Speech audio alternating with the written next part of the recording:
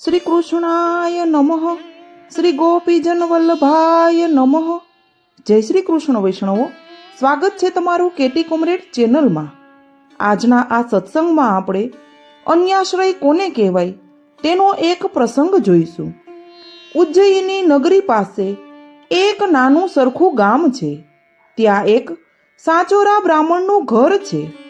એને એક રૂપવતી પુત્રી છે. નામ એનું ચંદ્રા. એ જમાનાના રિવાજ મુજબ ચંદ્રા 8 વર્ષની થઈ ત્યાં તો એને પરણાવી દીધી. ઉંમર થતાં સાસરે ગઈ. 25 વર્ષની થઈ ત્યાં પ્લેગ જેવો કોઈ રોગચાળો ચાલ્યો. માતા, પિતા અને પતિ બધા જ એમાં ગુજરી ગયા. ભાગ્ય યોગે એ એકલી જીવતી રહી. એના દુઃખનો તો પાર નહોતો. ભર યુવાની, એકલવાયુ જીવન. ઘરમાં એકલા રહેવાનું કેમ ગમે? છતાં જેમ તેમ કરીને એ દિવસો પસાર કરે છે. કોઈ વાર મન હળવું કરવા જે કોઈ મળે તેને પોતાના દુઃખની વાત કર્યા કરે છે. એક દિવસ કોઈક વૈષ્ણવ હિતેચ્છુ મળી ગયા. એમની પાસે પોતાનું દુઃખ રડવા લાગી. એમણે એને એક સલાહ આપી, બહેન, તું મારું કહેવું માન તો ઉજ્જૈનમાં કૃષ્ણ ભટ્ટને ત્યાં કથા વાર્તા સાંભળવા જવાનું રાખ. એનાથી તારું દુઃખ દૂર થશે. દુઃખનું કારણ મન છે. મન જો ભગવાનમાં લાગી જાય તો ગમે તેવા કપરા દુઃખમાં પણ મન હળવું ફૂલ જેવું બની જાય. દુઃખના ભારથી મુક્ત રહે છે. ચંદ્રાને એ વાત ગમી ગઈ. ચંદ્રા દરરોજ ત્યાં જવા લાગી. કૃષ્ણ ભટ્ટ ભગવદ વાર્તા ઘણી સરસ કહેતા. આ બહેનને સાંભળવામાં રસ લાગ્યો. પ્રભુમાં અને ગુરુદેવમાં એની શ્રદ્ધા પ્રીતિ વધતા ગયા. દિવસે દિવસે એવી આતુરતા થાય છે કે ક્યારે શ્રી ગુસાઈજી પધારે ને હું એમને શરણે જાઉં. મન અતિ ઉત્કંઠિત થઈ રહ્યું છે. લીલાનો દૈવી જીવ અને ઉત્તમ ભગવદીઓનો સત્સંગ મળ્યો. એક દિવસ એને વધામણી મળી, શ્રી ગુસાઈજી પધાર્યા છે. પોતાના ગામથી ઉજ્જૈન દોડી આવી. કૃષ્ણ ભટ્ટને ઘેર જ શ્રી ગુસાઈજીનો મુકામ હતો. અનેક સ્ત્રી પુરુષો શરણ મંત્ર કે બ્રહ્મ સંબંધ લેવા ત્યાં એકત્ર થતા હતા. ચંદ્રા પણ આવી. સંકોચ પામીને એક બાજુ ઊભી રહી. બધાને શરણે લીધા. છેવટે વિનંતી કરીને એ પણ શરણે આવી. આખો દિવસ ત્યાં જ રહી. શ્રી ગુસાઈજીની સેવા ટહેલ કરી. આપ બિરાજ્યા ત્યાં સુધી નિત્ય આ પ્રકારે સેવા કરતી રહી. એમાં એને ઘણો આનંદ આવતો હતો. બીજે દિવસે કૃષ્ણ ભટ્ટ દ્વારા પોતે બ્રહ્મ સંબંધ લેવાની વિનંતી કરાવી. એનો ભાવ અને દીનતા જોઈને શ્રી ગુસાઈજીએ નિવેદન પણ કરાવ્યું. રાત્રિએ વૈષ્ણવો કથા શ્રવણ માટે આવ્યા. ત્યારે ચંદ્રા કંઈક કાર્યાર્થે બહાર ગયેલી હતી. કોઈ વૈષ્ણવે લાગ જોઈને શ્રી ગુસાઈજીને વાત કરી, મહારાજ, જે પેલી બ્રાહ્મણ બાઈને આપે નામ નિવેદન કરાવ્યું તેને માટે લોકવાયકા જરા જુદી છે. કહેવાય છે કે એ ચાલ ચલગતની સારી નથી. આ તો આપને સહેજ જાણવા સારું કહ્યું. શ્રી ગુસાઈજી ગંભીર બનીને વાત સાંભળી રહ્યા. દોષયુક્ત જીવો પ્રત્યેની કરુણાવૃત્તિ આપના અંતરમાં પ્રગટી. શ્રી ગુસાઈજી કહે છે, વૈષ્ણવ, લોકો તો ગમે તે કહે. દુનિયા બે રંગી છે. લોકોની વાત સાચી ન પણ હોય અને માનો કે એ બાઈ સંજોગો વસાત કદાચિત અવળે માર્ગે પણ હોય, પરંતુ તેથી શું? તેની ભક્તિની યોગ્યતા જતી રહી? આપણા પ્રભુ પુષ્ટિ પુરુષોત્તમ પ્રમેય બલથી ગમે તેવા દોષવાળા જીવોને અંગીકાર કરે છે અને જીવનો ઉદ્ધાર કરે છે. જીવની કૃતિને ભગવાન જોતા નથી. પ્રભુ કૃપા પાસે જીવના દોષોનું શું ગજું? બલિષ્ઠા અપી મદ દોષાઃ ત્વકૃત્પાગ્રેતિ દુર્બલાઃ તસ્યા ઈશ્વર ધર્મત્વાદ દોષાણામ જીવ ધર્મતઃ. પ્રભુ ધારે તો સુધારતા પણ સિંહ વાર. અને ધારો કે પ્રકૃતિ સાથે જોડાયેલી દુષ્ટતા કદાચ ન છૂટે તો પણ અનન્ય ભક્તિના પ્રભાવથી તે દોષો એને બાધા કરતા નથી. ગીતા વચન યાદ કરો. અપી ચેત સુદુરાચારો ભજતે મામન્ય ભાક સાધુરેવ સમંતવ્યો સમયક વ્યવસિતો હિ સહ.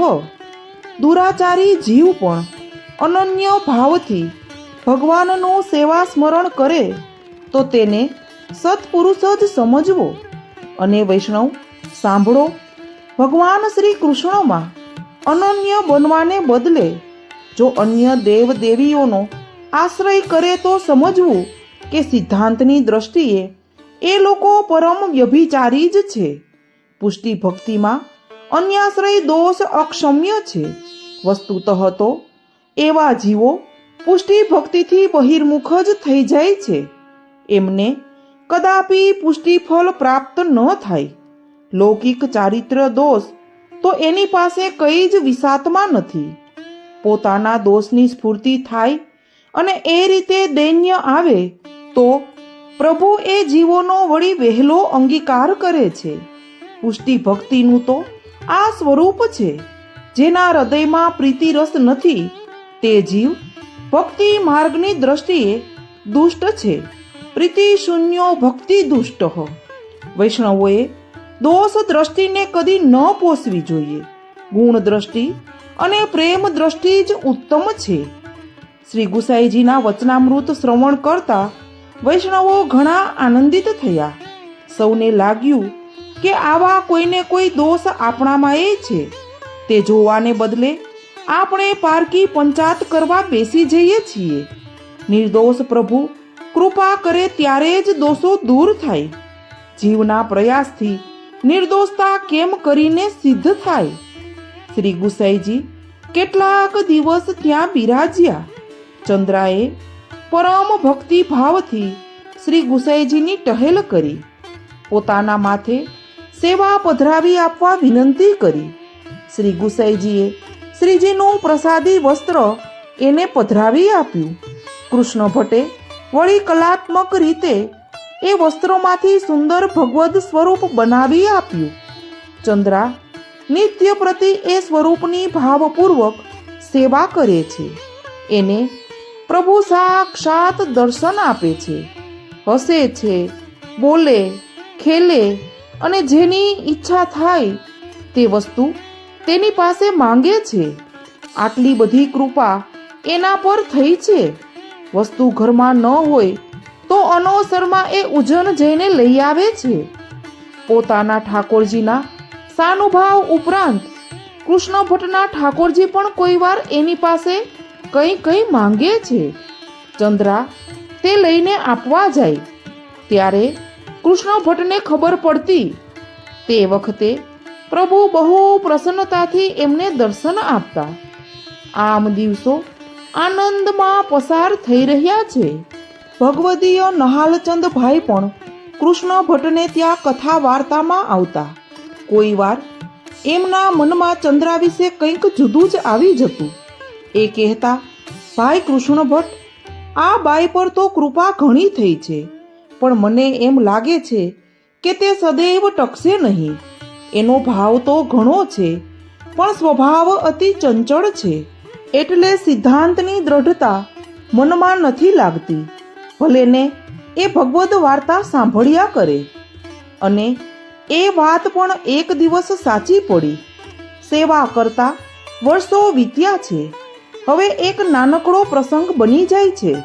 ચંદ્રાની પરંપરાગત ખેતરની કેટલીક જમીન હતી. એની ઉપજ આવતી અને નિર્વાહ ચાલતો.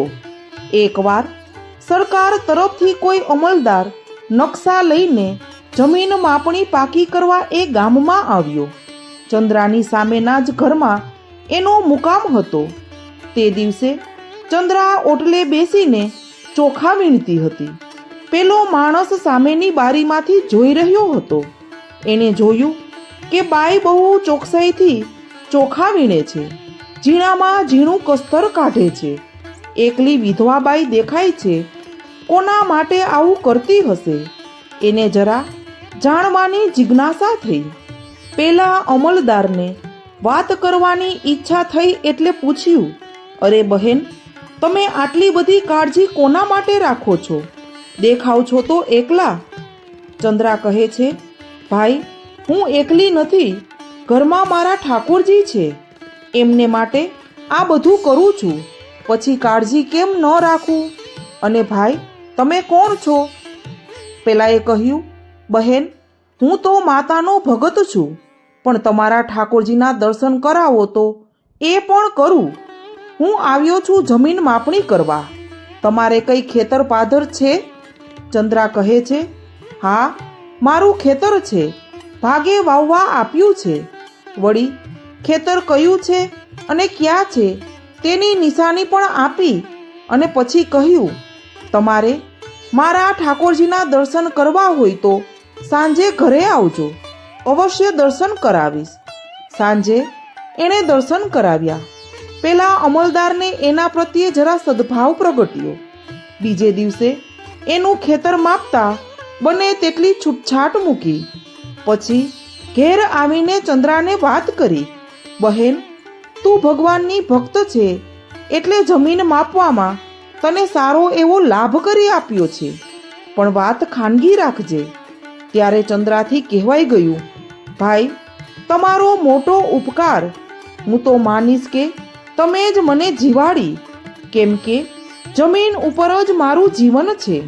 આ કહેતી વખતે એના મનમાં પણ આ માણસ પ્રત્યે કંઈક અહોભાવની લાગણી થઈ આવી. બસ આટલી નાની સરખી બાબત પણ પ્રભુને ન ગમી. એને જીવાડનાર આ દેવી ભક્ત મળી ગયો તો મારું અહીં રહેવાનું હવે શું કામ? પ્રભુ અતિ અપ્રસન્ન થઈ ગયા. આ વાચિક અને માનસિક અન્યાશ્રય જ હતો. ભગવાન જ પોતાનું સર્વસિદ્ધ કરનારા છે એ ભાવનામાં સહજ પણ ઉણપ આવે એ કેમ ચાલે? પ્રભુ પોતાના નિજજનો પાસે અણી શુદ્ધ અનન્યતાની અપેક્ષા રાખે છે. એમાં સહેજ પણ ઓટ આવે તે પ્રભુને અપ્રિય છે. શ્રી ઠાકોરજી અપ્રસન્ન થયા. એટલું જ નહીં, તેનો ત્યાગ કરીને ત્યાંથી પધારી ગયા. જતા જતા કૃષ્ણ ભટ્ટ અને નહાલચંદભાઈને જણાવ્યું. શ્રી ગુસાઈજી પાસે પધારીને શ્રી ગુસાઈજીને પણ વાત કરી. સૌ વિચારમાં પડી ગયા.